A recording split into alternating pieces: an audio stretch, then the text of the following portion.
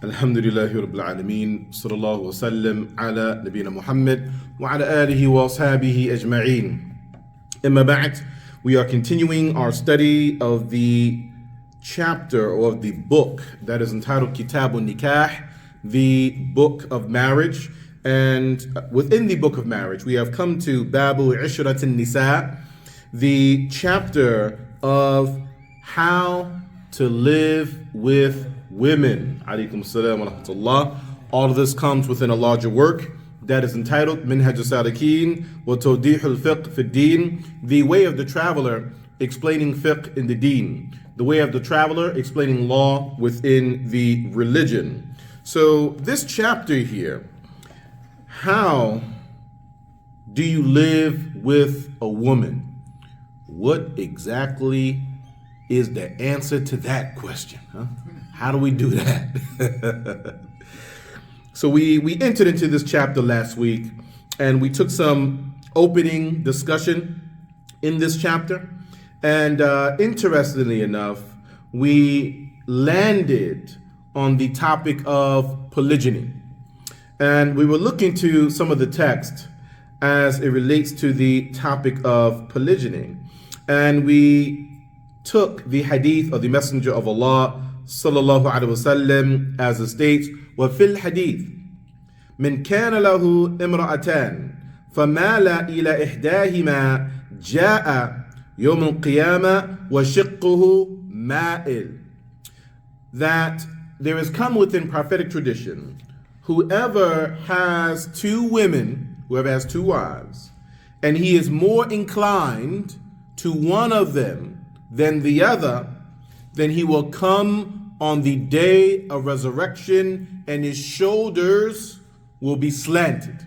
His shoulders will be slanted. And when we spoke to this particular topic, we were speaking to what it means to be fair and just with a woman. What does Islam require of us in that regard? And what we settled on was that we have this idea of equality in our minds, but we're not necessarily looking for equality. What we're looking for is equity. We're not necessarily looking for every person to have the same exact thing. We're looking for every person to have their needs fulfilled.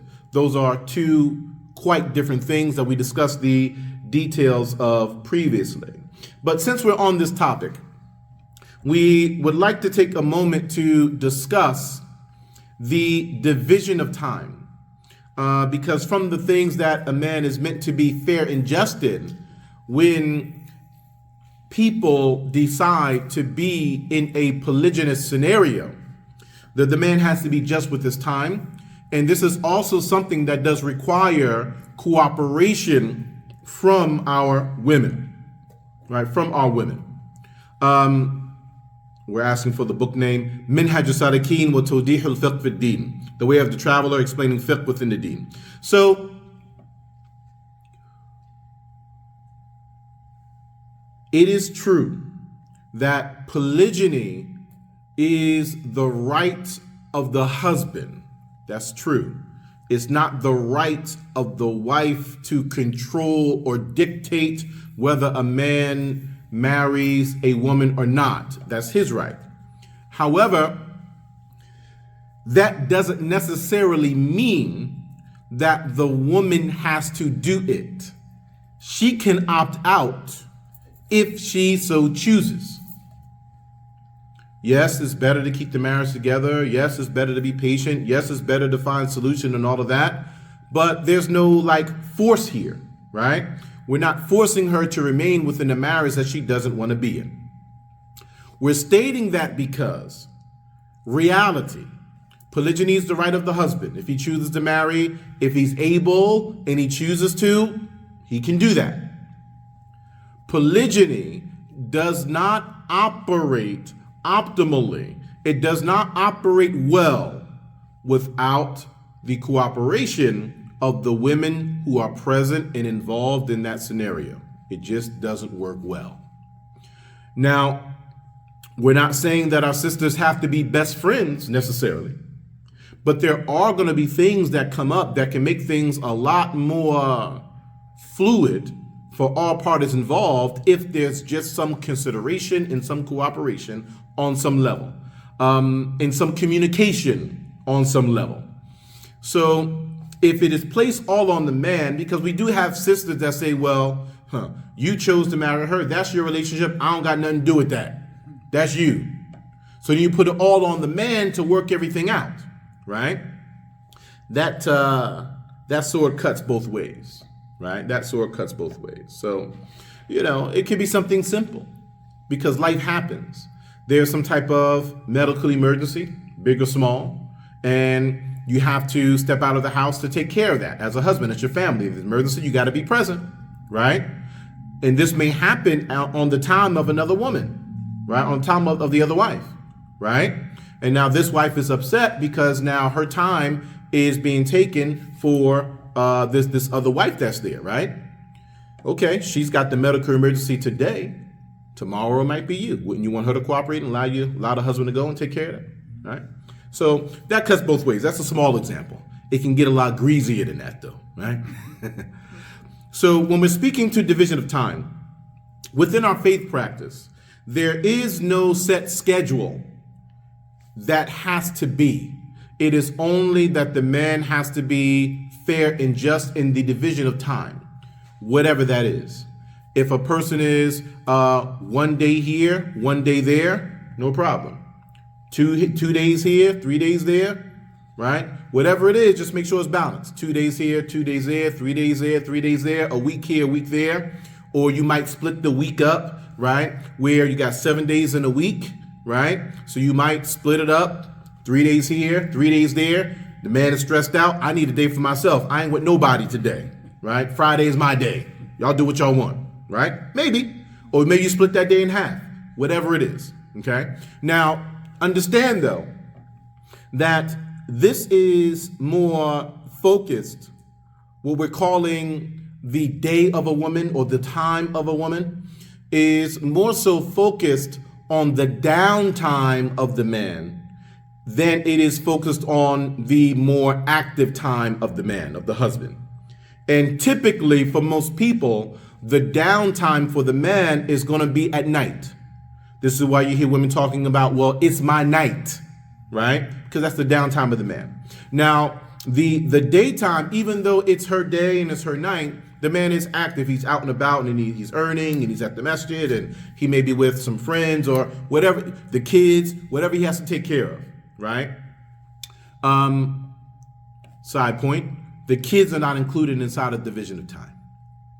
That's his division of time from one wife to another. The kids are not involved in that, right? The kids, that's their parents all the time, right? With whatever that may require, right? If that makes sense, okay? Now, with this though, we know from the sunnah of the Messenger of Allah sallallahu alaihi wasallam that as a regular practice, he would check on all of his homes and all of his wives daily after Asr daily, right? It's after Asr, he checks on everybody, house by house, family by family, what's going on, what do you need? If there's anything going on that needed to be taken care of, he would take care of it regardless of whose day or whose night it may have been, right? This is what the Messenger of Allah ﷺ would do, and this is where we're coming into quite naturally the story of the Messenger of Allah ﷺ with his wife that would prepare the drink for him that he liked, which was a mixture of honey and Zamzam, right? We're familiar with the story? No? The sisters, they already know. The sisters know, right? Somehow the brothers don't know. Sisters know. Sisters know? Heard of it? All right, so I will tell the story briefly. So the Messenger of Allah ﷺ, as a regular practice, would check on everyone after Asr. He'd make his rounds, make sure everybody's good. If they needed something, he would take care of it. Now, Hafsa and Aisha did not like that the Messenger of Allah ﷺ on a regular basis would stop at the home of one of his other wives and he would sit and take this drink, something he looked forward to. He enjoyed the drink, she would prepare it for him, right? He's checking on things. He takes this drink of Zamzam and honey. It's good, by the way, if you haven't tried it, particularly when it's chilled. Try it. In any regard. So they came up with a little scheme, right? So they made an agreement between themselves because they didn't like him going over there to get that drink, right? Right? Women do what women do.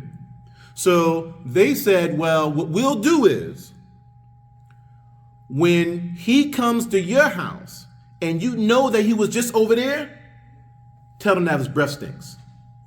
And when he comes to my house and I know he was just over there, I'll tell him that his breath stinks. So he has confirmation that his breath stinks and it must be coming from this drink. So then maybe he'll stop going over there, right?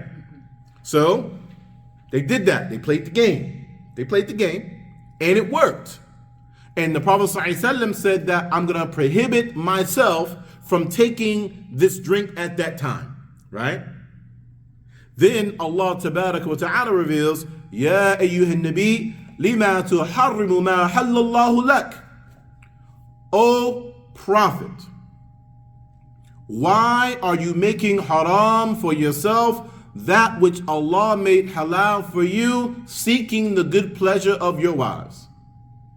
See?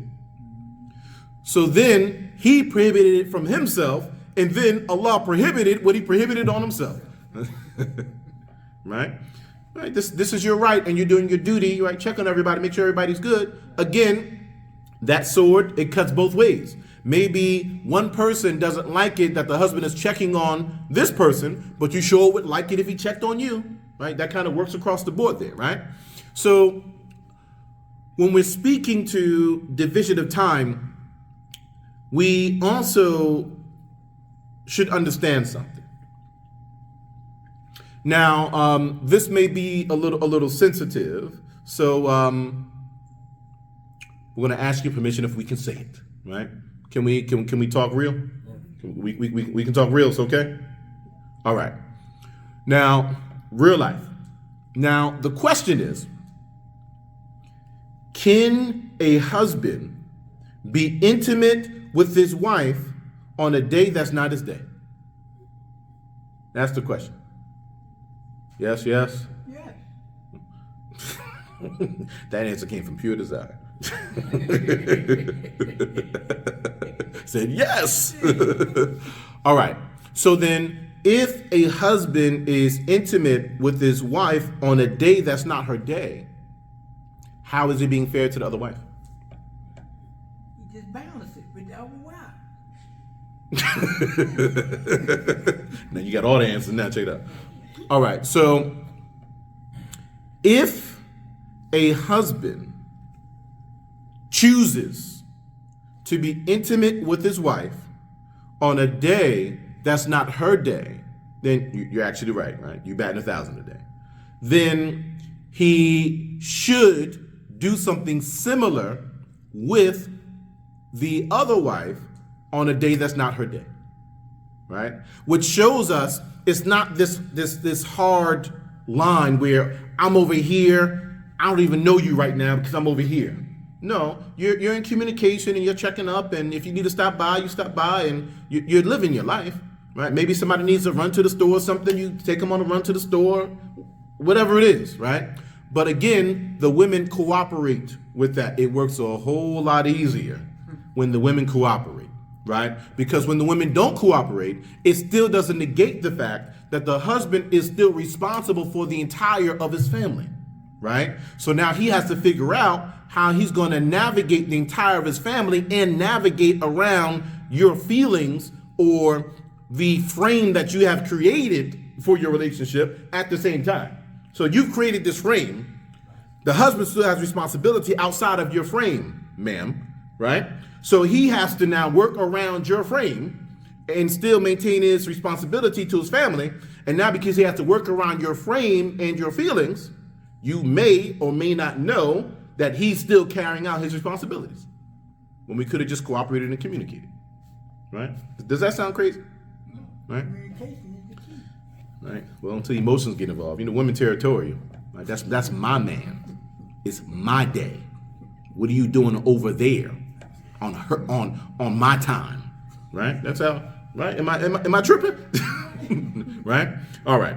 So this is kind of how that goes. Right now, this is when we're speaking about a person's day, but on schedule, right? On schedule. Now, does a man have to have intimacy with his wife at the same level of frequency that he's having intimacy with his other wife on everyone's regular schedule? You see the difference in the question? Yeah. Right? Everybody's on their time now, right? It's your night. This is your night, and that's her night. Does he have to be intimate at the same level of frequency in both places? I say No? no. I say no. No? Sister say? No? Okay, why is everybody saying no? Y'all not giving me no fight. Why y'all saying no? Go ahead, please. Well, because again, you're talking about equity, and so like, but it's according to the needs of each individual person. So Good. the sister over here may not need Mm-hmm. that stimulation as frequently as a sister who's, on the other end of the spectrum. So Mm-hmm. as long as he's facilitating and meeting the needs of each wife, Mm-hmm. the frequency of it doesn't have to be on an equal basis. You guys in class and y'all paying attention, huh? That was an excellent answer. We need to switch seats, huh? Right. So the answer is correct. So the answer is no. He doesn't have to be intimate with the same level of frequency at both places. Okay? It is only that he's looking to fulfill the needs of his wife. And the needs of one wife may not be the needs of the other wife. Right? So because their needs aren't the same, he doesn't have to be the same in that. You follow? Mm-hmm. Now, real talk though, what does happen is that in most scenarios, intimacy is going to increase across the board. You may not think so, but it does. Sometimes it's out of a place of competition. Even though the woman's she might not say it out of mouth, but she's gonna make sure that whoever the other wife is, she ain't outdoing me with nothing. His heart is gonna be more over here than it is over there. I'm gonna do whatever need to be done to make that reality, right? On the one side. On the other side, interestingly enough, there is this thing where separation brings about affection, right? That's like a real thing. So you're away from your family because you got to be over here, right? Now this is what the men go through. This on the men's side. You gotta be over here because it's the time of this family, but maybe you're missing the other part of your family, and you're looking forward to getting back to the other part of your family, right? So it can keep things somewhat lively, right, to an extent, and somewhat fresh, as opposed to, you gotta look at this guy's face every day, day in, day out, and you upset with him and you frustrated, and go to the masjid or something. You gotta pray. Don't you need to make salat? Don't you want to hang out with the brothers or something? Right? Right. That's the thing as well. But that space kind of it keeps things a little more lovely and lively at times. Your question, sir. Yeah, but like the wife don't want to be envied. She just want him to be there. With him. Well, if the wife doesn't want the husband to be intimate, she just wants him to be there, that's possible. But if we're in a space where, and we're looking at the nature and the psychology of a woman, if she just wants you to be there and she's not looking forward to intimacy with you, might be indicative of some other challenges. Maybe. But maybe she just wants your company. Maybe. That's what I'm saying. It's possible. All right. So moving forward here, if there are questions about this, about polygyny, or some of the discussion points that we can kind of bring out that are relative to how we are practicing polygyny in Islam, bring it up and we'll discuss it, inshallah. We will also, we'll mention this before we move forward while we're on the topic. Because polygyny is such a sensitive topic, and because polygyny is challenging for some of our women, there is a lot that goes into assuring that a woman is comfortable with the scenario, and we're attempting to make it a soft landing for her as things alter somewhat, and all of that is good. All of that is good. Understand, though, it's not only the woman that goes through changes in polygyny. It's not. The man goes through a lot of changes in polygyny. And often the changes that the man goes through, those changes get neglected because there's so much focus on the woman, right, in polygyny, right? And even though there's all this focus on the woman in marriage and in polygyny and in all of that, she's still going to wild out anyway. Right? You can buy gifts and be understanding, and she's still gonna wire you out, brother. She might curse you out, right? But again, understand that is the pendulum of passion, right? That's the pendulum of passion. So you're not necessarily in a negative space. You see, love and hate are kind of two sides of the same coin. So if she's in a space of, oh, I hate you, that's not that far from I love you. I'm just giving y'all some game. Right, just so you know, it swings back both ways. You just gotta know how to navigate it. But with this though, one of the things that is very challenging for a man to go through, particularly if there is not cooperation between the family at large, is the man's children. It is very, the wife, you're with your kids, you see your kids every day. For the man, you don't get to see your kids every day. Even if there is cooperation, right? You love your children, right? But you might be separated from your children where you can't see them as much as you want to, or be around them as much as you want to, right? And in the most ideal scenario, the children should be able to move freely regardless of whose day it is, whose night it is, where the father is, where he's not. Because this is his mother, and this is his stepmother or stepmothers. That's family. So for the children shouldn't be impacted by that. The children should be impacted. They want to spend the night over here this week, spend the night over there that week. Oh, I'm with my brother, I'm with my stepbrother, I'm with my half sister, whatever. Let the kids be family. Let the kids be family, right? And don't let the kids see whatever it is that you may or may not be going through. You follow? That's healthier. It's healthier that way. And there are other things too, but we want to move forward here. So the author goes on and he says, "And Anas, and on the authority of Anas, this is Anas ibn Malik, may Allah be pleased with him. Min sunnah, from the sunnah. إذا تزوج الرجل البكر على الثيب أقام عندها 7 ثم قسم وإذا تزوج الثيب أقام عندها 3 ثم قسم متفق عليه." On the authority of Anas from the Sunnah, if a man marries a virgin, the term for virgin is bikr, and he is marrying a virgin on a woman who is a thayyib, a woman who's not a virgin, we'll discuss the term shortly, then he stays with her for 7 and then he divides. And if he marries a thayyib, a non-virgin, then he stays with her for 3 and then he divides. Now, in our Sharia, in Islam, what is considered a non-virgin and what is considered a virgin? Let's start with a virgin. What's considered a virgin in Islam? What do we think? Like within our law, in Sharia. What we know culturally what we say. But even in that culture, there's some subculture within that too, right? There's some certain differences, right? And women, y'all certainly know y'all got your differences. They quick. Oh, that didn't count. That don't count, right? They be on that don't count, right?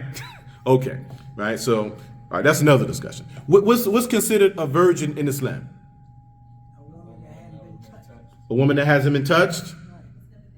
That's what the men say, and that's what the men want to think, right? What do women say? Go ahead.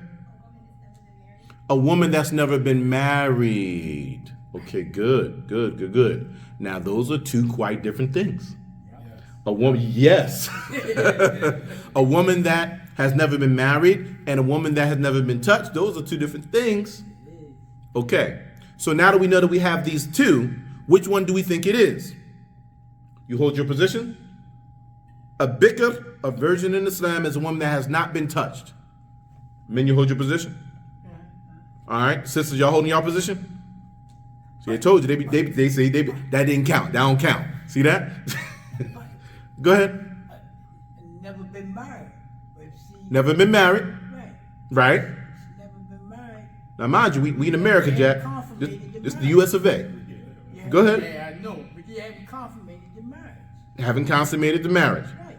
Uh-huh. Well, you being ideal, huh? Okay, you got the rose-colored glasses on, huh? Okay. Right. Mm-hmm. More likely you're going to consummate the marriage. Okay. And she no more a virgin. Then she no more a virgin. Quote unquote. Okay. All right. So here's what we got. So scholarship differs on this issue, right? Scholarship differs on this issue academically. So you have those among scholarship who hold the view that a bikr, that a virgin, is a woman who has not had intercourse before, right? Or as our brother stated, a woman that hasn't been touched. Okay. You do have others among scholarship, for example, the Ahnaf in the Hanafi madhab, the view of Abu Hanifa rahimahullah, is that a bikr, a virgin, is a woman who has not been married before. Okay? Which is different than her not being touched. Now understand, because we are discussing fiqh, so we'll do a little bit of this, okay? We'll do a little bit of this. Understand that in the development of the madhahib, in the development of the approaches to law, the Maliki and Shafi'i madhahib are largely, not wholly, but largely, they are emerging in a Muslim land that has a heritage of Islam. Okay? We know a Shafi'i in the new madhab of a Shafi'i, because there's an old and a new madhab of a Shafi'i. In the new madhab of a Shafi'i, he ends up in Africa, and then he changes some of his views, because what's going on in Africa is different than what was going on in Mecca, in Medina, and such, right? Okay. Now, Abu Hanifa rahimahullah, where's he at? He's in Persia. Right? Persia, think like Iran, think like Iraq, think like Kuwait, think like these areas, think like Afghanistan, right? This is at this time that was all like Persia, right? That was one place called Persia. Okay? Now Persia is a world superpower, right? Persia of that day is like one of the world superpowers today, right? Persia, the Roman Empire, Eastern Africa, right? That's the same way today that we're thinking about like the United States and Russia and China. The way that we see them in the world, that's what Persia, the Roman Empire, Eastern Africa, that's what that was then, okay? So that's an entire non-Muslim society with its own education, its own heritage, its own culture, its own way of living. These people are coming into Islam gradually, right? By the time of Abu Hanifa rahimahullah, there's still a lot of non-Muslims around, there are Zoroastrians around, all of this is going on, right? So we can understand where Abu Hanifa rahimahullah is giving a little bit of room for this. Right? He's given a little bit of room because the society is structured differently there, right? And understand that the society that we live in is closer to the society that Abu Hanifa rahimahullah ta'ala was living in than the society that Malik was living in and the Shafi'i was living in for most of his life. You follow that? Right? Ahmed ibn Hanbal rahimahullah, also Persian, he's over in Persia too, right? Okay. So with this understanding, we can kind of understand, okay, Abu Hanifa stating that a bikr, a virgin, is a woman who has not been married, right? So we're gonna give some room. We're gonna overlook that. You weren't Muslim, right? You weren't Muslim, right? And Allah forgave you for whatever past when you embrace Islam. We not gonna count. Now, since we ain't gonna count that, right? We ain't gonna count that, right? You weren't Muslim, right? Okay. So this is kind of where those views go in this understanding. The point, though, once we didn't discuss a thayyib. A thayyib, quite simply, is a woman who has previously been married. A woman who has previously been married, right? Married and consummated that marriage. Okay, that's a thayyib. Okay, so this isn't an age thing per se; it's an experience thing. All right. Now, based on where you fall on the definition of a bikr, is going to determine how you practice and apply this hadith. Now, with this understanding, we're going to read the hadith again. On the authority of Anas from the Sunnah, if a man marries a bikr, a virgin, and he is marrying a virgin, and he has a wife who is a thayyib, he has a wife who has previously been married before, then he stays with the virgin for 7 days, right? You can call it the honeymoon, no problem, right? During the honeymoon, right? 7 days, he's with her. Okay. And then he divides his time, however you decided to, however everyone has agreed to divide the time, right? 1 day, 1 day, 2 days, 2 days, 3 days, 3 days, a week, whatever it is. Maybe you do 3 and then 4, and then you flip it, and then you do the other one 3 and 4, right? However you do that, right? You just make sure that it's level in how you divide it, right? Okay. And if the woman is a thayyib that is being married, then you stay with her for 3 days, honeymoon period, and then you begin dividing your days. Question. What about traveling? We understand like if everybody's home, right? And you divide your time, however it works for everybody. And understand though, again, even in this here, right? 7 days and 3 days, this doesn't mean that it's a blackout, right? It doesn't mean there's no communication with the rest of your family. It doesn't mean that. It doesn't mean you don't check on your family. It doesn't mean that, right? The lines aren't meant to be hard that way, right? But what about traveling? Can you gauge travel that way? And now you're counting days against travel, right? Maybe you travel and it's a weekend. Maybe you're traveling for a few weeks. Maybe you go on vacation and it's a couple of months, right? Maybe you're traveling. So then how do you divide time with traveling? How you do that? Right? You may not be, because your travel time is not based on your regular schedule. That's why it's traveling. Right? So how you being fair and dividing the time there? You stop. Right. When you come back off of vacation, you got to add the days back on with whoever you were with. Right. You stop right then and there. Then you come back. Oh, I think you're saying something different. You saying the clock stops. No, Because you traveling, you put a freeze on the clock. So now it don't count while you traveling. Yeah. It counts. Count. Like say for instance, like if I'm with her for 3 days. You with her for 3 days. And then like I'm about to but I only made like 1 day and I'm about to travel.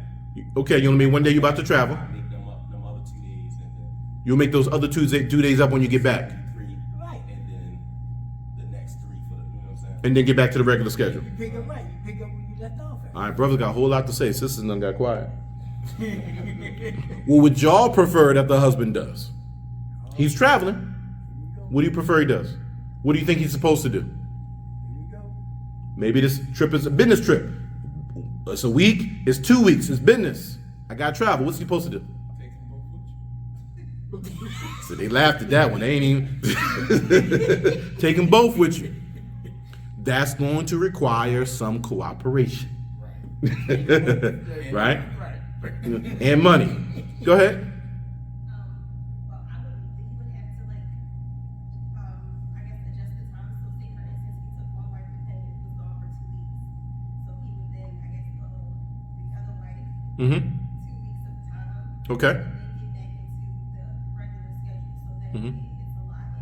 Or unless she just agrees that, like the wife agrees, like, no, I'm not. Don't worry about it. Forgo it. Like, it's okay. What wife saying that? No, don't even worry about it, babe. Y'all go ahead. 2 weeks. Don't even worry about it.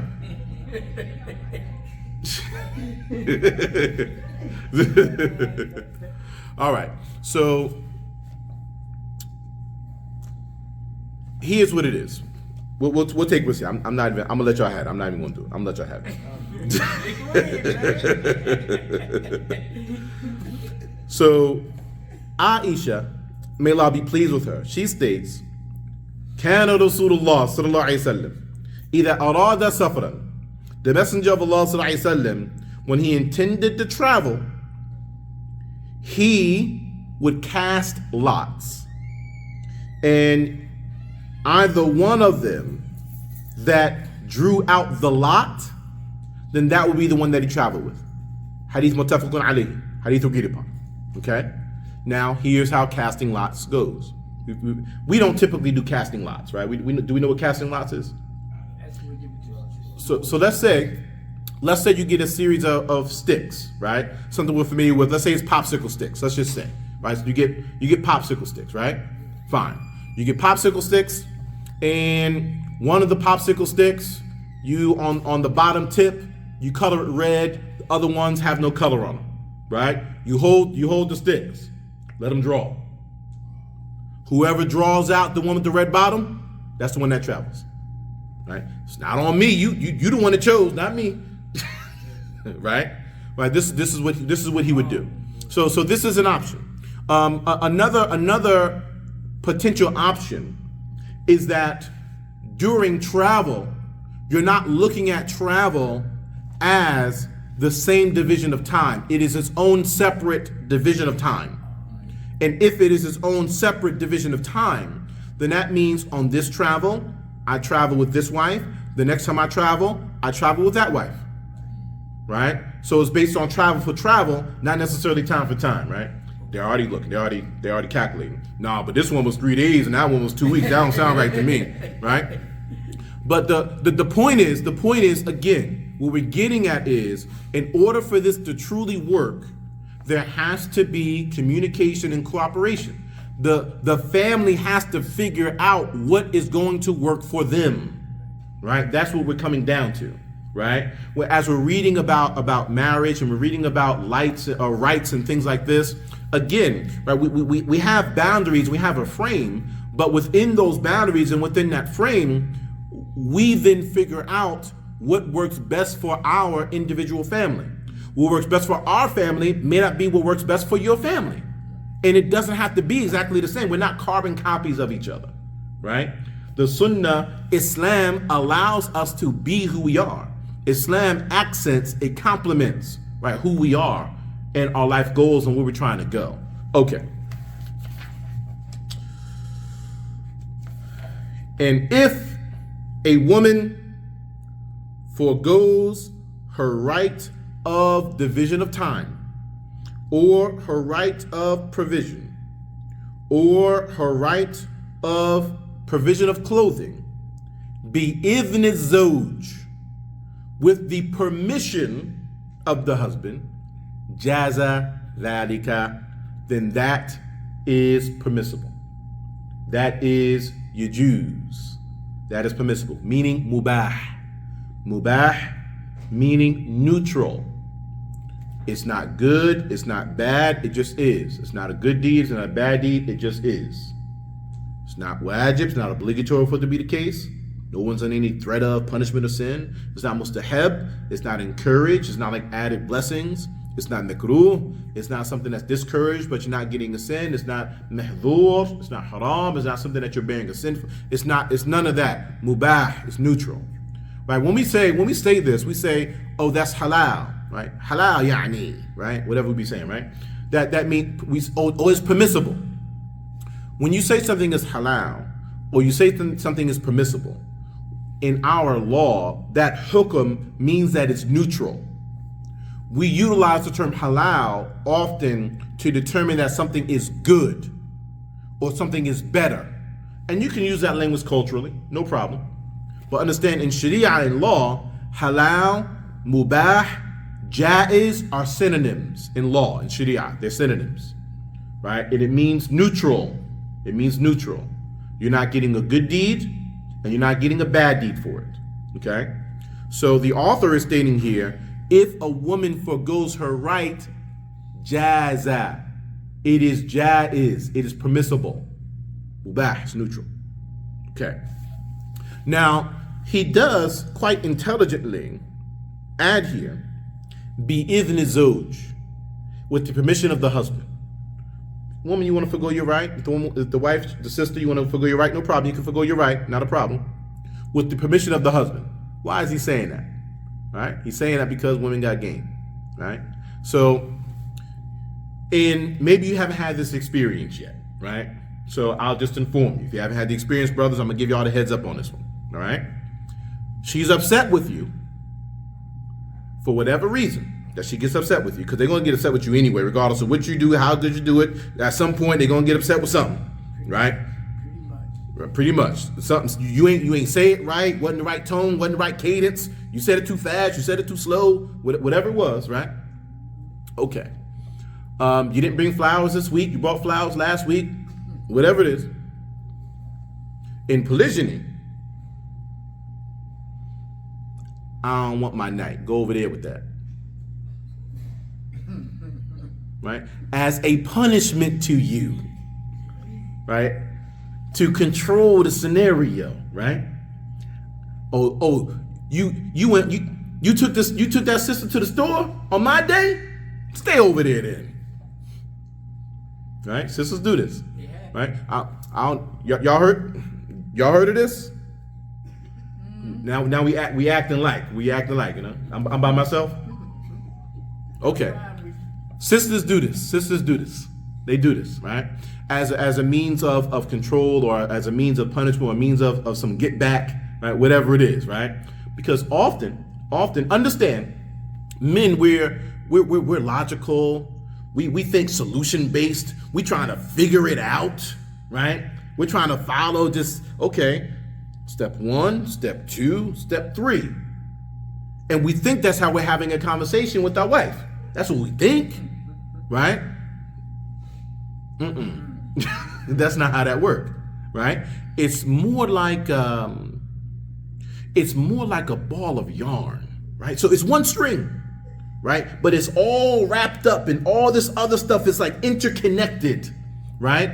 And the trigger that makes one piece move to another piece is the emotional feeling that existed at that time.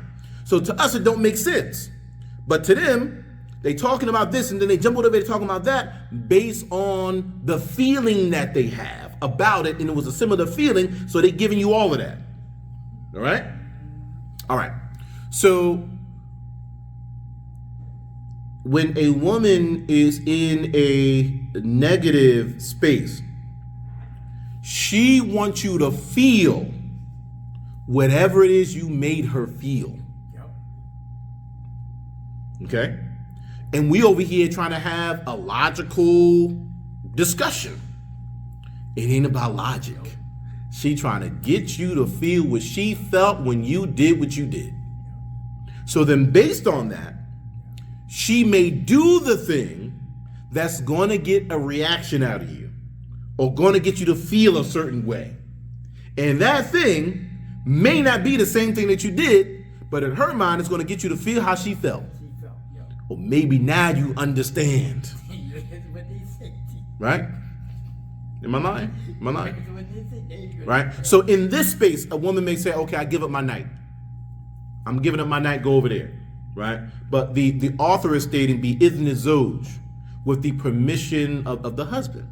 So again, it's still cooperation here. There's still communication. We're still trying to be on the same page here. Right? So, like for example, what's the most renowned scenario that we know in Islam of a wife giving up her rights to division of time to the other wife? It's famous. May Allah protect us from pettiness. I mean, may Allah not make us of the petty. Huh? What's the most famous example we know of? Anyone? The Prophet's wife. Which one? Okay. Sawda bint Zam'a She gives up her night to who? To Aisha, correct, right? So we know, right, correct, so we know that the Messenger of Allah sallallahu alaihi wasallam in his first marriage, he was married to who? Khadija, right? Okay, right, and every man wants a Khadija, right? Every man wants a Khadija, right? And then every man wants an Aisha too, right? So, okay, so Khadija, since we'll talk about it. How old is the Messenger of Allah sallallahu alaihi wasallam when he marries Khadija? 30, 32, 25. The Prophet ﷺ is 25 years old when he marries Khadija. How old is Khadija when he marries her? 40? 40? 40. The majority view of scholarship is 40, right? This goes into a bit of sirah. The reason why we're saying 40 is because of the historian Ibn Ishaq. That's why we're saying 40. Because when it comes to sirah, he became the primary source that we are extracting sirah from, Ibn Ishaq, right? We don't have his entire work in sirah anymore, although fairly recently, like within the last 10 years or so, about a quarter of it was recovered in a manuscript, and it was brought into print by way of a doctoral study. Okay, I'm going off on my academic tangent. Okay, the point. Ibn Ishaq in his Sirah is condensed into the Sirah of Ibn Hisham. We do have the Sirah of Ibn Hisham, okay? But understand that there's another view that exists among scholarship. Everyone says that Khadija was older than the Messenger of Allah sallallahu alaihi wasallam. The question is, how much older than him was she, right? The other view is that she was 28. The other view is that she was 28, okay? We're stating 40 because of Ibn Ishaq. Now, you say, okay, well, why 28? And think about it. Now, Khadija had some kids before the Messenger of Allah sallallahu alaihi wasallam. She had kids already, right? How many kids does she have with him? 4 plus 2? 6. Right? They had 6 kids together. So what you're telling me is, and I'm not saying that she wasn't 40. I'm just saying from the standpoint of just history and academics. What you're telling me is that at 40 years old, after 40, she had 6 kids going up into her 50s. That's what you're telling me. How common is that? That you see a woman still having kids in her 50s? That's not common, right? She had kids and she's still having kids after 40? Right? She's still, right? Kicking them out after 40 into her 50s. That's what you're saying, right? Now, if she's 28 and she has 6 kids throughout the duration of the marriage, how does that sound? Makes a little more sense, right? So I'm not saying one way or the other. I'm just saying there are 2 views and there's a discussion behind it if you care to look into it. Now, my point though is that while he's married to Khadija, who else did the Messenger of Allah sallallahu alaihi wasallam marry? No one. Right? He didn't marry no one while he was with Khadija. Right? So Khadija, may Allah be pleased with her, she passes away. Who does the Prophet sallallahu alaihi wasallam marry next? Who's the first person he married? And and notice that while he's married to Khadija, he's not marrying anybody. But then after Khadija, one after the other, he's getting married. He gets married. Okay? He married Sawda first. Sawda. He married Sawda first. After Sawda, he marries who? When he gets into, he marries Aisha. Right? This is in Mecca. Right? So when he enters into Medina, he's got 2 wives when he enters into Medina. Right? Initially. Right? And then he marries some more after that. Okay, so same page. So that you're correct. Okay. Now, they reached the point where, because the Prophet ﷺ is a human and we're humans having human experience, right? And so that she's human, right? We reach a point where the Messenger of Allah ﷺ is strongly considering divorcing Sawda. He's going to divorce her, right? It wasn't working out. So Dad comes up with a solution. What's the solution that she came up with? She said, get them days up. Shake them days out, huh? Okay. So Dad, she says, well, look, stay married to me. Give my nights, give my days to Aisha. Just stay married to me. Right? Don't divorce me. Let's not get divorced. Let's not do that. Right? This is how they looked at marriage. Like, it wasn't a light thing. Marriage is not a boyfriend-girlfriend relationship. It ain't. Marriage ain't a hookup. It ain't. Right? It ain't.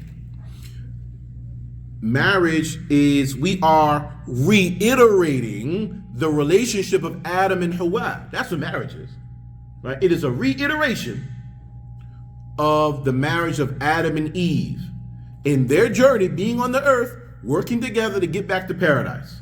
That's what marriage is. How can we work together? We know we got to have this life experience, and we want to be able to enjoy it, but really we're trying to get to paradise, and we're trying to get there together.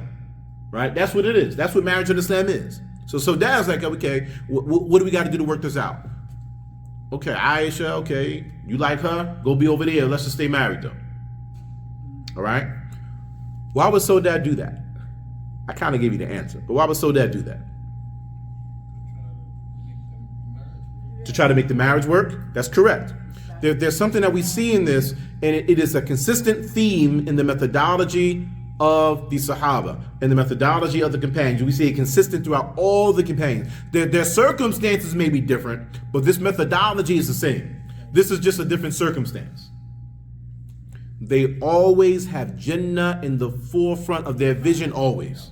They're always thinking about Jannah, right? The Salaf, the ancients would say, ما نظرت إلى شيء من الدنيا إلا وذكرت به الآخرة. I never looked at anything in the life of this world except that it reminded me of the hereafter. So yes, we're having this experience, yes, but I'm looking at everything through the lens. What does this mean for me in my grave? What does this mean for me on the day of resurrection? What does this mean for me in paradise? What does this mean for me in hell? That's their decision-making process. So Dad, she's looking at, I want to be your wife in Jannah. I'll give up these little few years right now for eternity later. That don't even mean nothing to me, right? I became Muslim to go to Jannah. So I'm trying to get to Jannah, and I'm trying to get to Jannah with you being your wife. Go ahead and take them nights. Just keep taking care of me, though. Pay them bills. Pay them bills. We ain't got no problems. Right? Okay. And essentially, that is what took place. So all that being stated, the author then quotes this particular story here, and he states that Sawda bin Zam'a, she gave her days to Aisha, and the Prophet ﷺ would then include the division of Sawda inside of the division of Aisha from that point forward, right? So in comparison, in this lineup, Aisha had more time than the other wives because Sawda gave up her days, right? And the Prophet ﷺ agreed to that. Hadith is agreed upon. But this shows that the husband has to be in agreement with it as well. It's not just the wife saying, I'm giving up my nights, you go over there with that. Right? It ain't just that. Right? It ain't just that. The husband is involved as well. Okay, we're going to get a bit closer to closing out this particular chapter. And if the husband, oh, this is going to get juicy. Okay. We're going to read what's here, and then we're going to explain it. Because when I read what's here, we're not going to look at this, we're going to look at this in a Western context, in a Western lens, not a Sharia lens.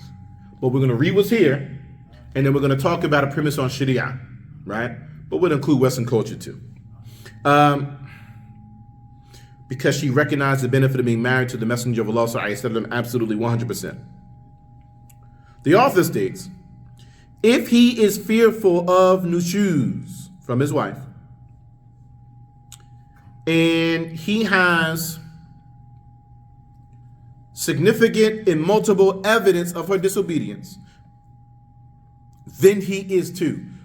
And then there's a list here. Nushuz is when your wife is acting up. Conflicts, right? Your wife is acting up, right? Your wife, she's not listening to you. She's doing something that's wrong. Your wife is doing something that's wrong, right? That's what this means here. Your wife doing something that's wrong, okay? Because we're human, right? We're human, and men are responsible for women. الرجال قوامون على النساء. Men are responsible for women. So we're human, and sometimes we get a little bit out of line, right? Whatever that is. One of the responsibilities of the husband is to bring the wife right back into line. Because again, we trying to go to Jannah. Babe, I ain't trying to see you go to hell. I need you to pray. Please. Right? Please get up. It's Fajr. We got to make salat. Right? I ain't trying to, I want to go to Jannah. We make it there. I want to see you there. I don't want to see you in hell. We married forever. I love you. I got to watch you go. You burn up. Or vice versa. Brother ain't praying. Brother halfway running the streets.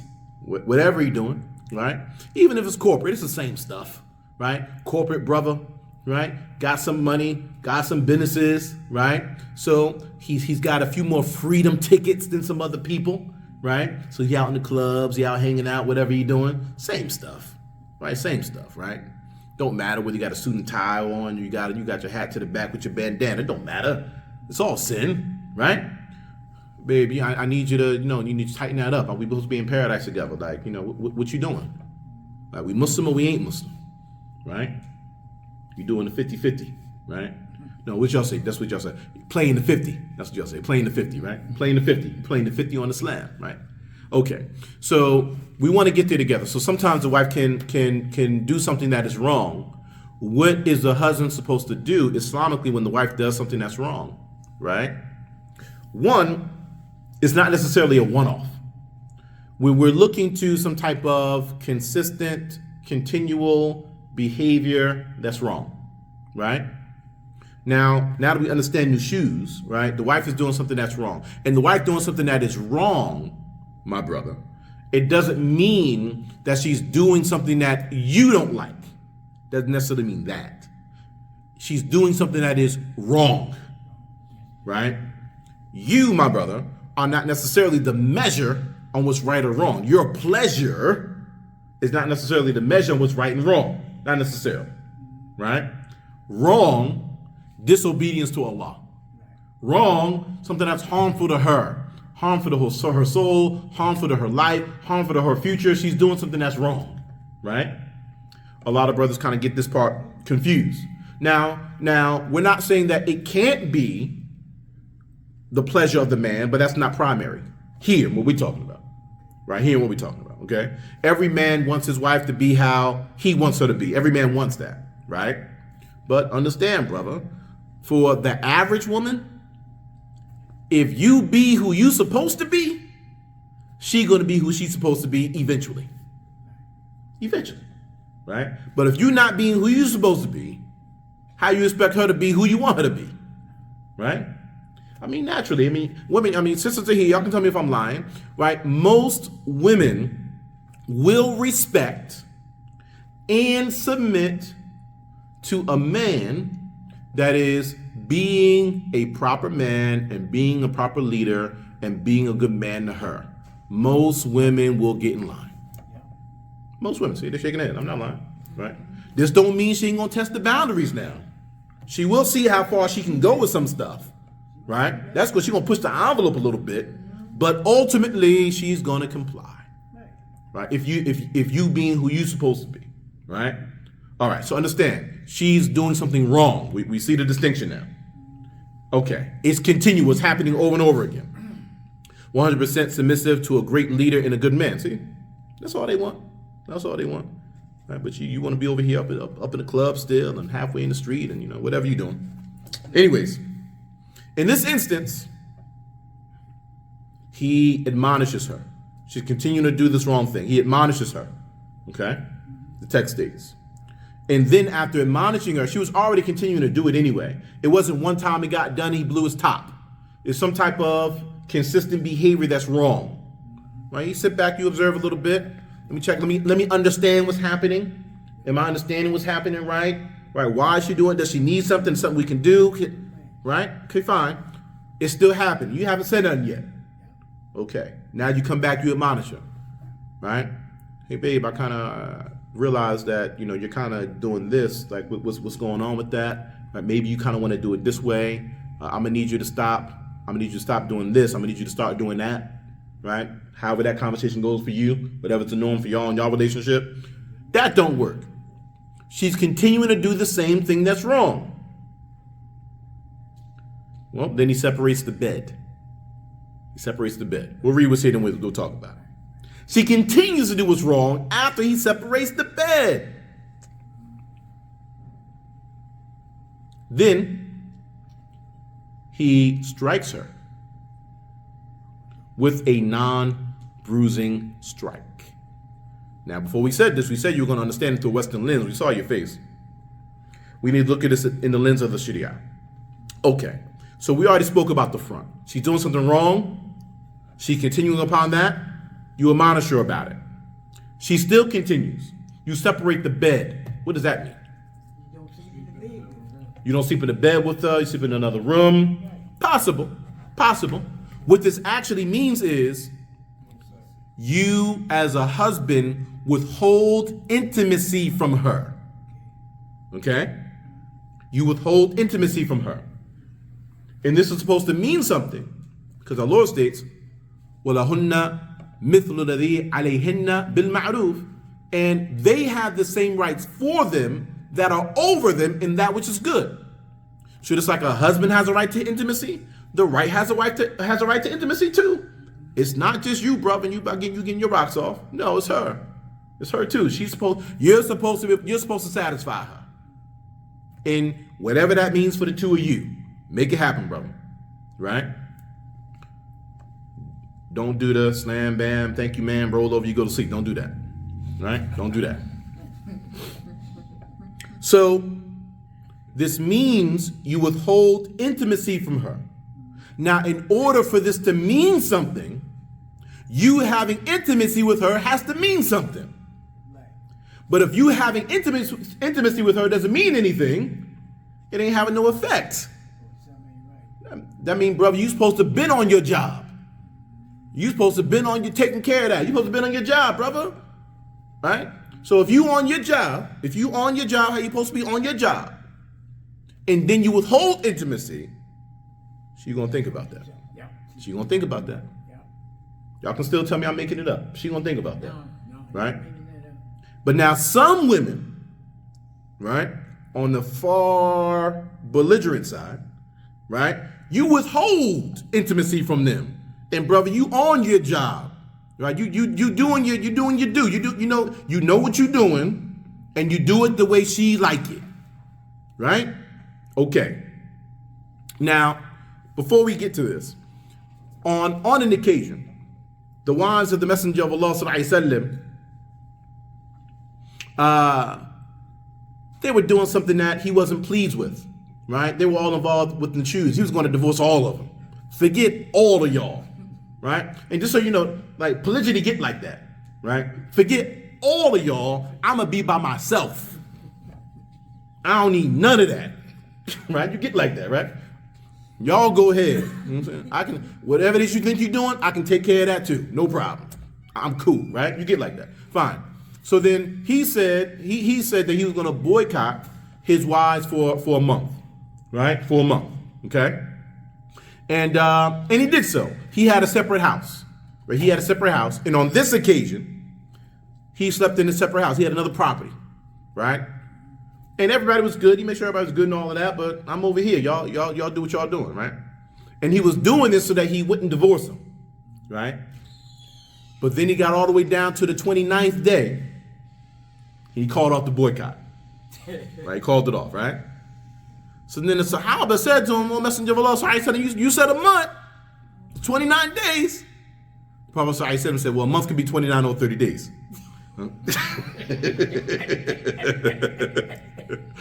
So, if a husband is going to boycott his wife, right, meaning he's going to separate the bed, he only does that inside of the home. He does not do that outside of the home. He does not leave the woman unprotected, unprovided, unled outside of the home. He doesn't do that. This is only inside of the home. right? And the children may not even be aware that this is taking place because this is a relationship between the husband and the wife. The kids, this ain't y'all business. Does that make sense?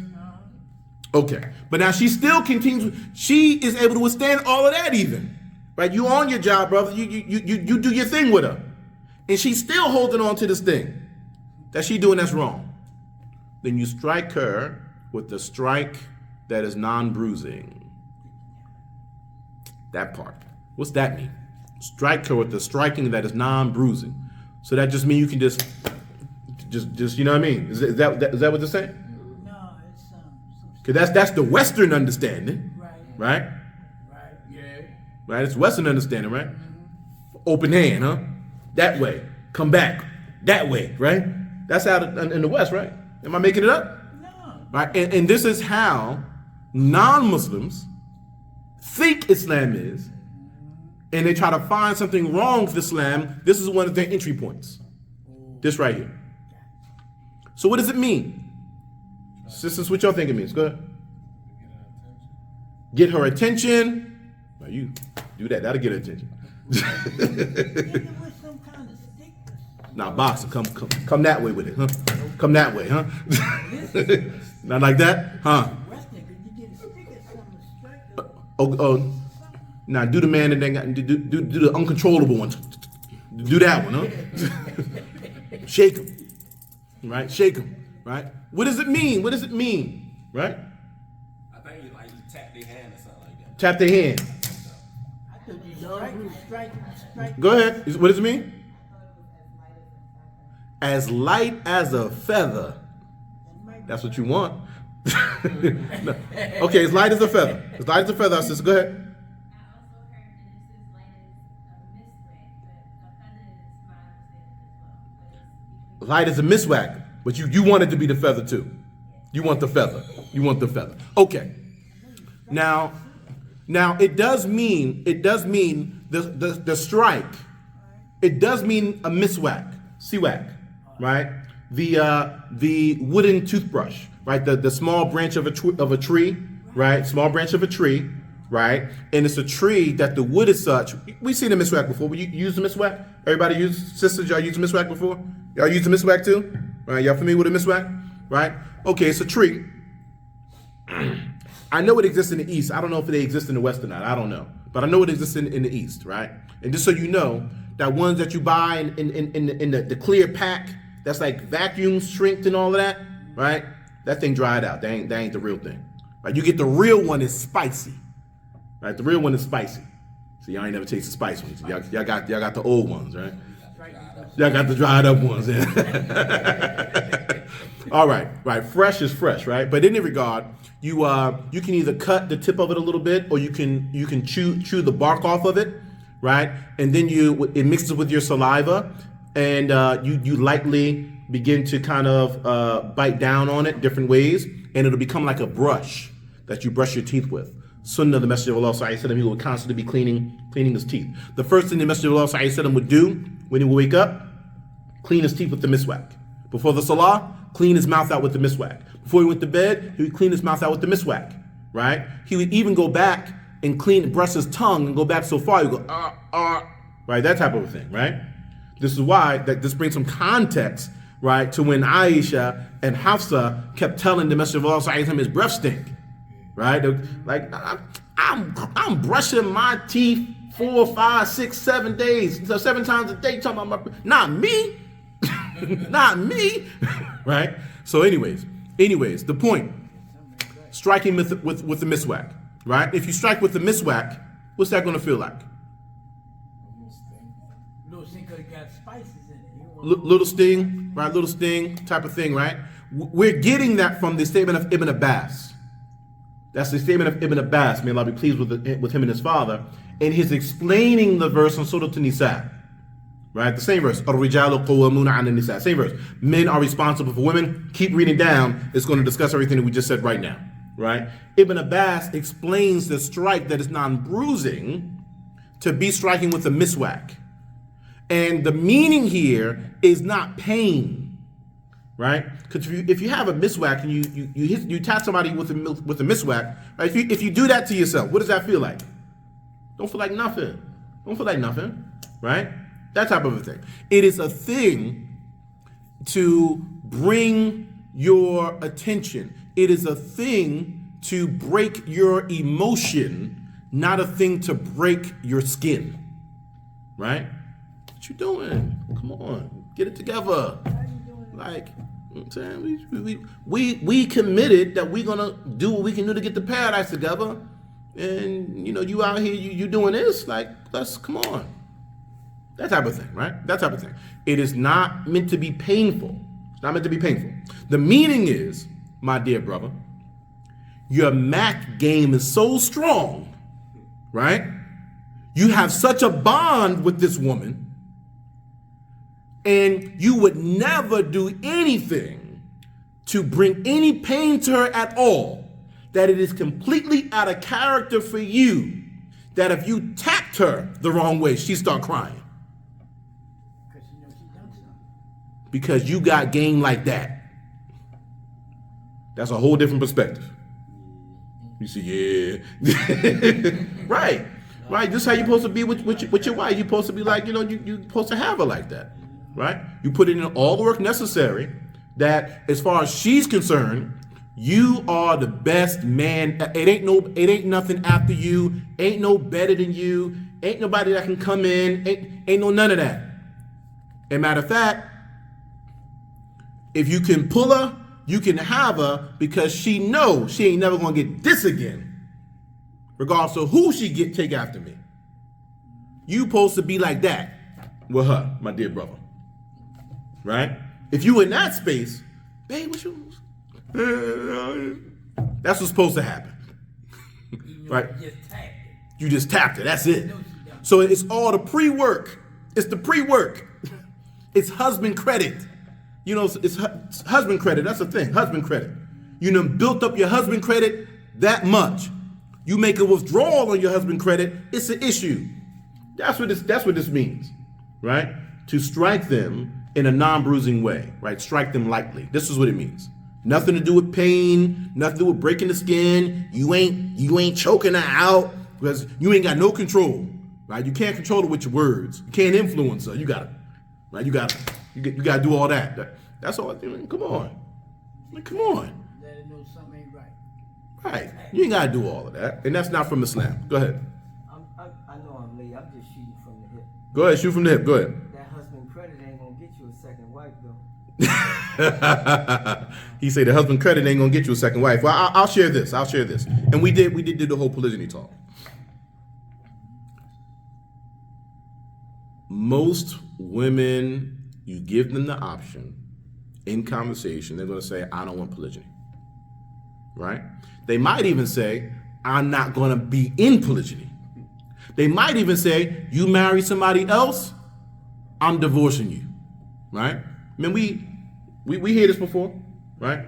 Well, we know none of these sisters would say anything like that ever, right? But some of us have heard that before and seen it before. Okay. I'm gonna give you some. I'm gonna get this to the guys. First of all, you can't look at what a woman says. You gotta look at what she does. She's gonna say a whole lot. Look at her behavior. Let the behavior tell you where she actually is. All right? That's number one. Number two, most women won't admit to this, but they won't deny it either. Almost every woman will do it for the right guy. Gotta be the right guy though. Right. For her. Right? Because women, they got their types, they got their picks. Right? If you are that guy for her, she'll do it. I ain't saying she gonna like it and all that, you know what I'm saying? But she gonna do it. She gonna do it. All right, they get quiet. You can tell me I'm wrong. You can tell me I'm wrong. If it's the right guy, it's the guy, he that dude, and you like him, you want him, do you consider it? Or you just say absolutely no all the time ever? What y'all say? See, you consider it. See, they'll consider it. See, you say, consider it. See, we just got to do this slam thing right. That's all. We got to get right. That's what it is. See, they gonna roll with us. They gonna roll with us, right? Okay, moving forward. And if, this is our last section for today, and if there is fear, a separation between the two of them, then there is an arbitrator, a mediator that is dispatched from this side of the family and from that side of the family, because marriage is a family affair. When you marry that woman or you marry that brother, you're also marrying their family too. So be aware of their family, because your in-laws, I mean, you got to navigate that. Sometimes we learn about the in-laws too late. You wanna jump in and get tucked in and all of that. Now you got a monster on the other side dealing with the in-laws, right? Just be conscious. So an arbitrator from this side of the family and that side of the family. And we'll summarize what's here. The obvious is that there's an issue that the husband and wife, they just can't work out, whatever it is, right? So you can't work it out. So then you bring in arbitrators from either side of the family, right? And of course, they're meant to be good representatives, right? And people that are skilled and people that know how to help, right? Not just anybody because it's anybody. And it's private. It ain't public all out. This is inside of the family. We're keeping this in the family. We're not putting our business out in the street and all of that. They come, they hear both sides, they figure it out, they negotiate, they try to figure out how we can get past this and how we can keep this marriage together, because the marriage is the foundation of our community and our society. The marriage is the foundation of all of that. So we're going to put in, if it takes the family to come together in order to keep this marriage together, we're willing to do that, because as Muslims, we have a larger goal. On the day of resurrection, the Messenger of Allah Sawda and Aisha is going to boast that his ummah is the largest ummah of all ummah. That his Muslim civilization is the largest of all Muslim civilizations, of all the prophets, all the messengers, 124,000 prophets, 315 messengers. The Prophet Sawda and Aisha is going to have the most Muslims, the most shahadas, right? Which means that we are producing the most children.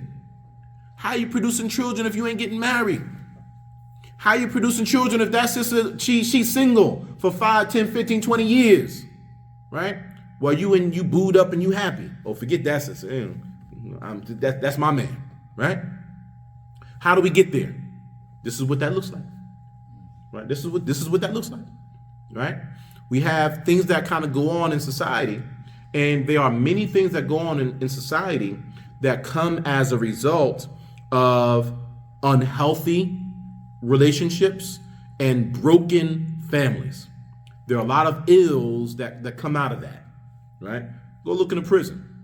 Go look and see who's in the prison system, right? A lot of that comes out of dysfunctional families. Not always, but a lot of it, right? Dysfunctional or broken families, right? You didn't keep the family together. So we're willing to kind of fight for that. We're willing to fight for that, right? You got that sister over there that she was married, but now she not. But because she was married, she got a kid or two. Now she's single mom raising these kids. Now Tyrone and Black, whatever you want to call them, right? Now they run in the street terrorizing everybody because they ain't have a man in their life, right? Because this sister got to stay married because don't nobody want to do no polygyny, right? This is the real. This is the real, right? Look, a lot of these kids running around terrorizing, they shooting up stuff, all the stuff they doing, right? Where the men at? Where the men at? Right? Someone right beside them shooting too. They ain't have a proper father either. Not always, but a lot. Sometimes it's the rarity though. It does happen when you get a person that is raised in a proper, healthy, 2-parent home, and the child is just attracted to their life and just makes that choice. That happens. It's rare, but that person also knows they're wrong.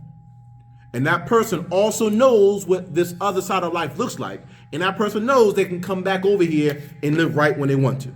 It's a choice. And sometimes eventually they make the choice, they just come back and they just get right and they leave everybody else over there and they just move on, right? So don't think that you're not instilling value in your children because the child is acting up. Continue to instill those values. Eventually they'll come back around with the aid of Allah the Exalted. So in our next sitting, inshallah ta'ala, we have a discussion here, and we're going to enter into Babul Khula', the chapter of Khula', and after that, Kitab al-Talaq, the book of Talaq. So we're going to begin discussing divorce next week, inshallah ta'ala. Hadha wa lahu a'lam, sallallahu ala Muhammad. Questions? Please. So, in talking about, going back to talking about like the splitting of nights. Yes. So, I've heard different things in terms of like when the night starts. So, of course, we know Islamically, like Maghrib is like the time the night started, but of course, there are times in the year when Maghrib is at about, let's say, 5, 6 o'clock or something like that. Sure. So, as far as within Western culture, when you're talking about the splitting of the night and when the husband should be, Mm-hmm. switching over and actually making because his day is free, but his nights are tied to the wife. So, within Western culture, do you follow the rule and establishment of Maghrib, or do you consider night to be,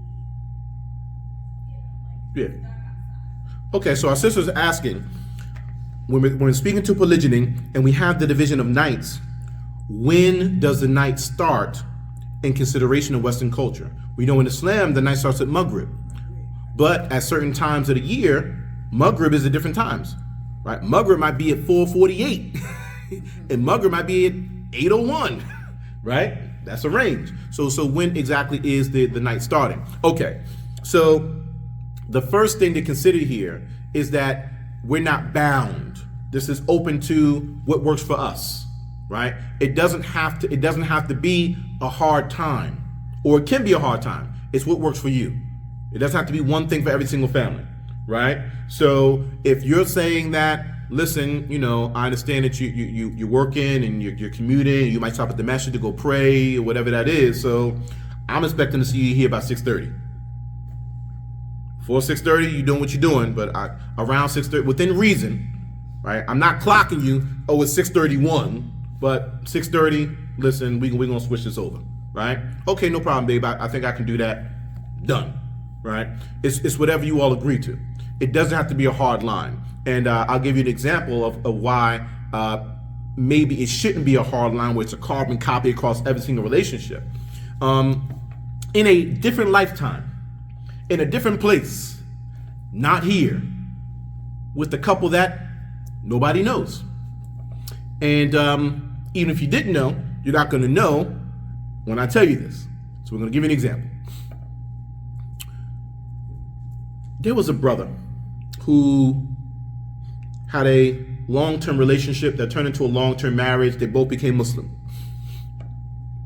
And some years in, they've been together for a while, but some years in, he decides that he's gonna, we Muslim now, and this, he gets married.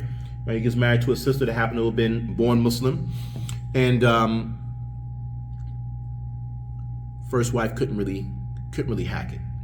It was really tough for her, very, very tough for her.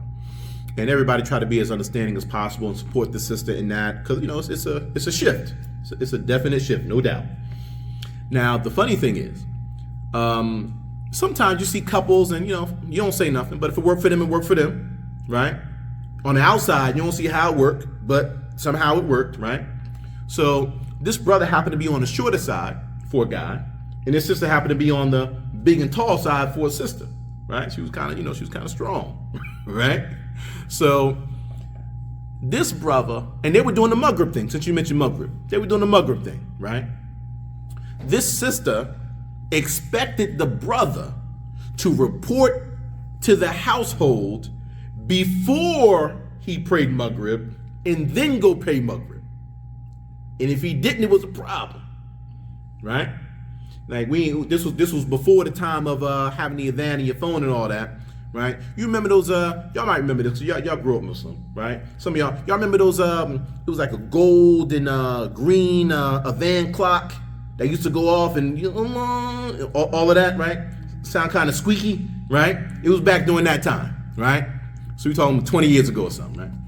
So the brother ain't report in when that clock went off. He wasn't there. Right? I'm going to go pray Maghrib. But he went to go pray Maghrib. He didn't report him before the Salat. He came back. That sister's waiting at the door for him with a bat. And they got into a little tussle, right? She swung at him, right? He had a duck and all. It was a thing, right? Because we're making these hard lines where hard lines don't gotta be, right? Like it's Maghrib, he coming, like he right there, right? But on the other side of the spectrum, again, it doesn't mean that we're not communicating throughout the day or even in the evening at times, right? We're in communication. I'm around. I'm gonna stop through. I'm gonna come check, regardless of whose day it is. I'm gonna come check on you. What's happening? What we need to do? Like, it's not this thing of oh, it's this person's night, so the other person don't exist. That's not real. That's not real life. It don't work. It's not Islam, and it's also not what the Messenger of Allah Sawda and Aisha was doing either. Right? Any other questions? We're gonna scroll through. Nope, almost lost you guys. We're gonna scroll through here and see if we see any questions. A whole lot of comments. One of the sisters said, I never had an issue with it. Ah, man, I need the real one, sister say. Okay. I don't see any questions. I got questions. A lot of comments. All ears. I'm listening to you. So like, is polygamy, is it like something that's recommended? And also like, if you were to indulge in that, like how do you go about like dealing with like a certain individual, like getting to know a certain type of person, like in accordance with them, you know? Okay, so that's two questions. You're saying is polygyny recommended, and you're saying how does a person get to know another person? Two questions. Which one will I answer first? Evil. Okay. Now, in Islam, we have this concept of no boyfriends, no girlfriends in Islam, right? We've all kind of heard that growing up in the West, right? Okay, that's true. No boyfriends, no girlfriends in Islam. That's true, right? We then take that to the next step, and we say no dating in Islam, right? Okay. We then take no dating to Islam, so we stretch it out. No dating to Islam, marry somebody that you don't even know, right? And so you're asking now, how do you get to know the person? Okay. Okay. We don't have dating in Islam with the understanding that dating means in the West open, loose, and whatever happens, happens. As a matter of fact, you trying to make it happen, that's the point of the date, right? That's not Islam, not that, right? Not that. This doesn't negate that there is courtship in Islam. We have courtship. You don't marry somebody that you don't know. To marry someone that you don't know is not an Islamic concept. It's not. Now, it's permissible to. It's permissible to, right? It can be a valid marriage, but the Islamic model, you get to know the person for as long as it takes for you to come into a space of certainty. I know I want to marry this person. How long that takes, right? So what does that look like? Well, there's going to be a wali. There's a guardian, right? Pops is around, right? And Pops he gonna be Pops with you, right? He gonna do that. You ain't just gonna be marrying my daughter and all that, no, right? And if you marry my daughter, you're gonna treat her right, right? And if you don't treat her right, I'm gonna make sure you know what's coming for you if you don't treat her right. We're gonna handle that on the front end, right? Right? Pops gonna be Pops, cool, or the brother or the uncle or the grandfather. And in the absence of that, then there's a wakil, right, who is standing in for that relative, right? And they may make that guardian may make some introductions, right? That guardian may allow you to meet, right? Either in his immediate presence, or no, come over to the house, let's have dinner, whatever, right? That part is kind of how you want to color it to be, however the guardian is comfortable with and the couple is comfortable with. Right? That's okay, right? And then you get to know each other, know the family, know the guardian a little bit. He might get comfortable with you. He might say, you know what? Here's the number. Y'all go ahead and y'all can talk. Just keep me posted. I'll check in, right? Now, depending on how comfortable he get with you and how much of adults we're being, right? He might even get comfortable enough to be like, all right, well, if it's a public place, right? If you out in the park or you're taking a walk through the mall, or right? All right, no problem. I'm okay with you guys doing that because you are getting closer to building a life together, right? And there is some privacy and things that are involved in that, right? So he may allow for those type of things. What we are looking to avoid is sin, right? And of course, the ultimate sin that we're looking to avoid is either fornication or adultery. That's what we're looking to avoid, right? So we're not doing that, right? We're not doing that, right? But along with that though, there are things in the courtship process that normally would be haram that become halal because you're courting, right? Like you ain't supposed to be just up middle of the night on the phone, just kicking game to a sister just cause, right? But you know, if you're courting someone, you're getting to know someone, right? And you're at the point where the guardian's involved, he's aware, okay, go ahead, here's the number, y'all can talk, get to know the sister, right? You might be up on a late night, you know, kicking some game, maybe, right? And that's okay, right? It's courtship, right? Maybe, you know, y'all might go out and meet and have dinner or go bowling or do top golf or do whatever it is y'all do. I mean, you know, I guess I'm getting age now. I mean, what y'all do now? What y'all do that's fun? How y'all have fun? What y'all do? Yeah, I'm asking y'all, what y'all do? I mean, pretty much like you're saying, go bowling, Yes. Go to the museum, go bowling. All that's open, all of it. It's not a problem, right? It's just, again, is the guardian present? Is he aware? Is he comfortable with that, right? Does he want to be present? Is he okay with not being present, right? Within reason, he can. That's his role and his right. He can kind of gauge that, right? And depending on the couple, he may need to keep you all kind of close. And depending on the couple, okay, I can trust y'all a little bit. I can give y'all a little more rope. But again, there is courtship, and you get to know that person before you marry them as much as you can, because you're not going to really, really know a person till you live with them. Not till you marry him. Live with him. You living with that person? Well, you might see a different animal, Jack. You living with that person. You might see somebody. I don't care what the brother look like on the Musalla. Sound like him, Aqil. Live with that person. Live with that. Who is that when the mask drop? When the mask drop off, who is that? Right? The sisters too. Right? The sisters be acting like, you know what I'm saying? How would they be acting like? Get her behind closed doors. You married her. She comfortable. She knows she got you now.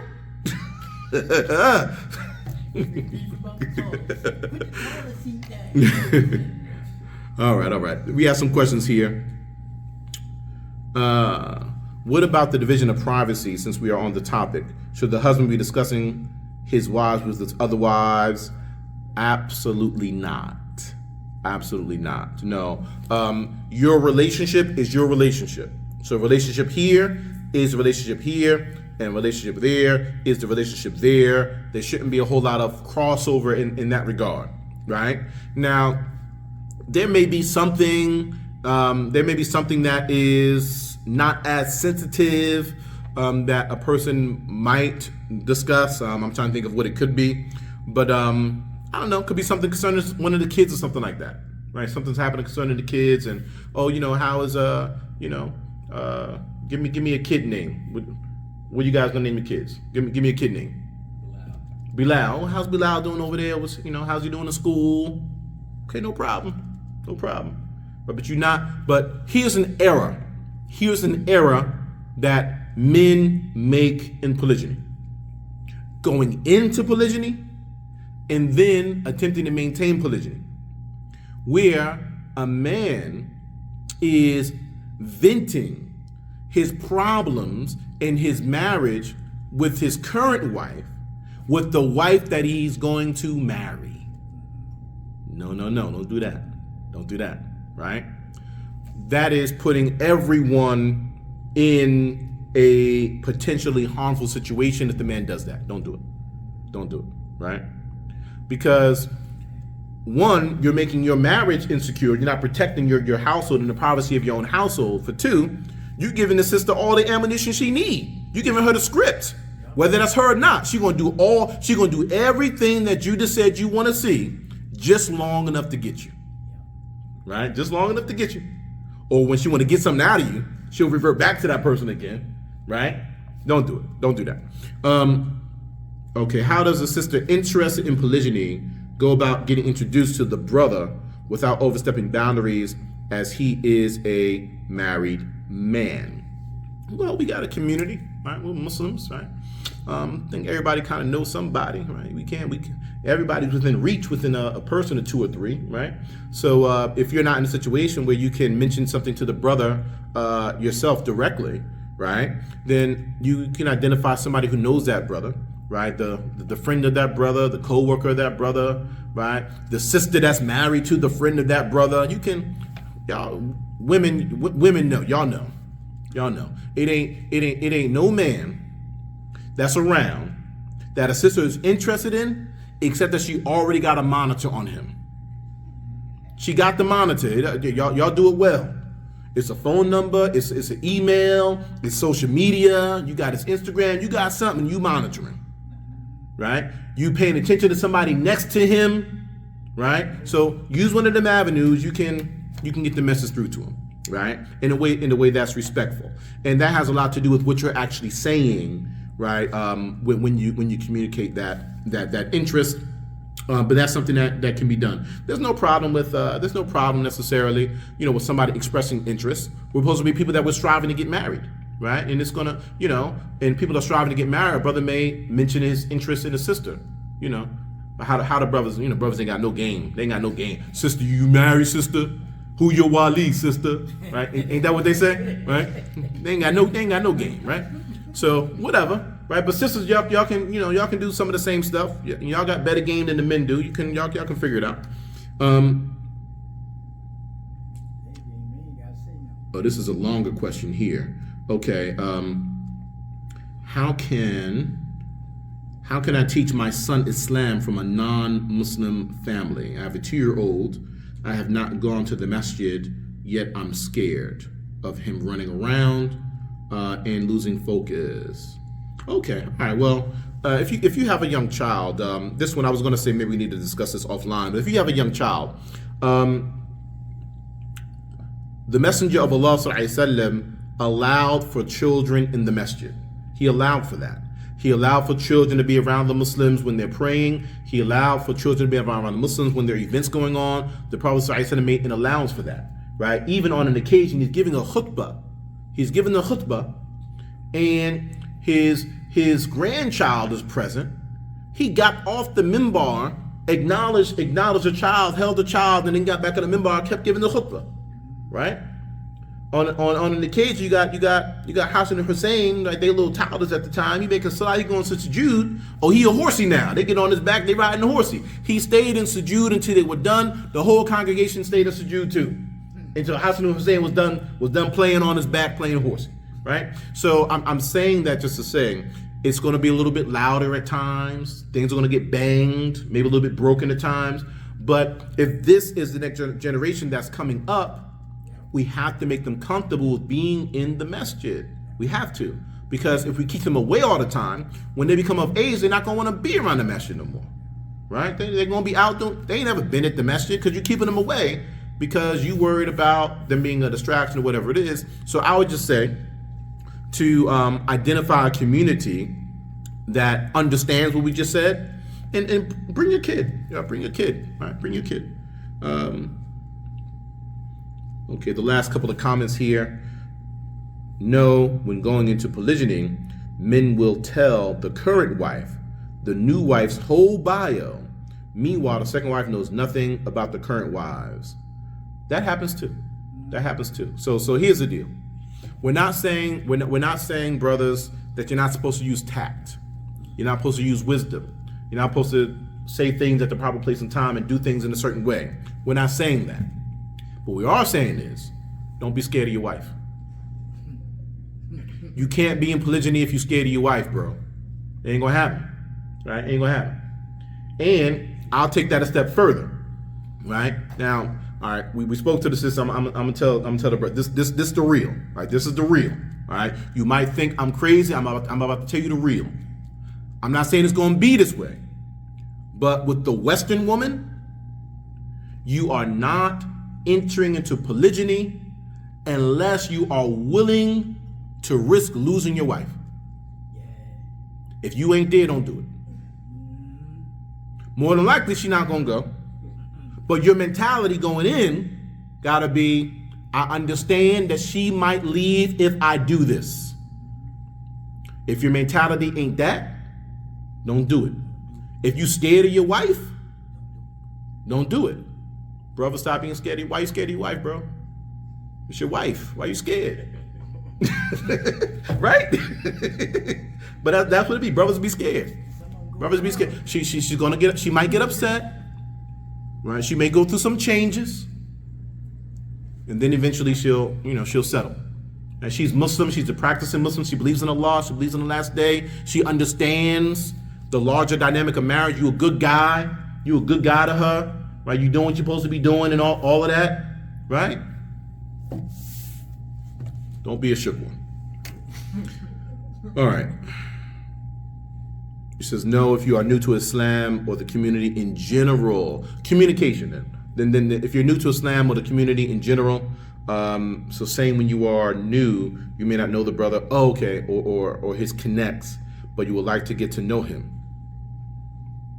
I mean, if it's like that, right? If it's like that, I mean, everybody's accessible, right? There is I'm not saying for everybody, everybody to go crazy with this, but I'm going to state the obvious. There's this thing that exists. See, it used to be you had to get the phone number. That's what it used to. You had to get the digits some type of way, right? That's what it used to be, right? You don't even need that no more. There's this thing now, that's this construct that's been created, and it's got this these two letters, right? These two letters, this acronym. It's called the DM. Oh, the DM? The DM. You don't even need a telephone number. Yeah, I got Right? it. Almost anybody can contact anybody. Right? Am I tripping? Right? Don't act like nobody never opened up their social media and you saw a message in there at some point. Right? Can we talk real? We can't talk real.